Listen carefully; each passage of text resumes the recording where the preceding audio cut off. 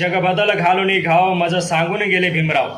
अशा प्रकारचं वक्तव्य करून अण्णाभाऊ साठे यांनी डॉक्टर बाबासाहेब आंबेडकरांना आपलं गुरु मानलं. परंतु या ठिकाणी मनुवादी विचारसरणीने प्रेरित झालेले RSSचे काही मातंग समाजातील एजंट डॉक्टर बाबासाहेब आंबेडकर यांची बरोबरी अण्णाभाऊ साठे यांच्यासोबत करा. या महापुरुषांनी कधी स्वतःची तुलना इतर महापुरुषांसोबत केली नाही, तर तुम्ही आणि आम्ही कोण या महापुरुषांची एकमेकांसोबत तुलना करणारे. छत्रपती शिवाजी महाराजांनी संत तुकाराम महाराजांना आपला आदर्श मानलं. राष्ट्रपिता महात्मा ज्योतिबा फुले यांनी छत्रपती शिवाजी महाराजांना आपला आदर्श मानलं. डॉक्टर बाबासाहेब आंबेडकरांनी महात्मा ज्योतिबा फुले यांना आपला आदर्श मानलं. जगबदल घालून घाव मज सांगून गेले भीमराव असं म्हणून अण्णाभाऊ साठे यांनी डॉक्टर बाबासाहेब आंबेडकर यांना आपला आदर्श मानलं. आणि हाच आदर्श घेऊन प्रत्येक महापुरुषांनी सामाजिक क्रांतीची चळवळ पुढे घेऊन जाण्याचा प्रयत्न केला. परंतु आजच्या घडीला मातंग समाज हा डॉक्टर बाबासाहेब आंबेडकर यांची बरोबरी अण्णाभाऊ साठे यांच्यासोबत करतो आहे.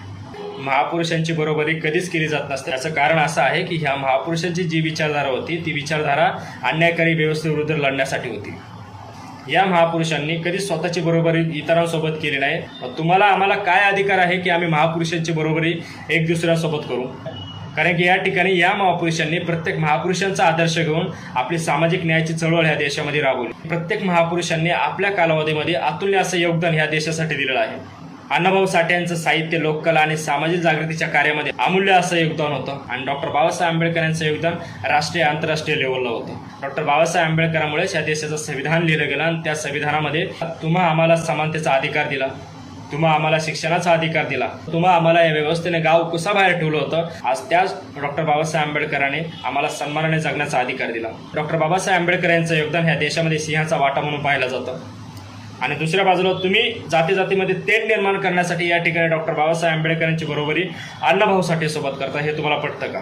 डॉक्टर बाबासाहेब आंबेडकरांमुळेच या देशातील 85% लोकांना आरक्षण भेटलं. त्याच आरक्षणाचा फायदा तुम्हीही घेताय. या ठिकाणी तुम्ही आंबेडकर वर्सेस अण्णाभाऊ साठे अशी जी तुलना करताना या ठिकाणी तुम्ही तुलना करत नाही, तुम्ही या ठिकाणी जातीजातीमध्ये तेढ निर्माणाचा या ठिकाणी प्रयत्न करताय. तुम्हाला जर खरंच RSSचं ऐकून एवढं जर कांड करायचं असेल, माझं तुमच्यासाठी स्पष्ट मत आहे की तुम्ही आरक्षण सोडून द्या. तुमच्यावर अन्याय अत्याचार झाल्याच्या नंतर तुम्ही कधीच म्हणू नका की दलितांवर अन्याय झाला. त्यावेळेस तुम्ही एकच म्हणा की मातंगावर अन्याय झाला. बघू ज्यांचं ऐकून ह्या समाजामध्ये तेढ निर्माण करण्याचा जो प्रयत्न करतायत ना, ते खरंच तुम्हाला किती साथ देत आहे. बस एवढंच बोलतो. जय भीम.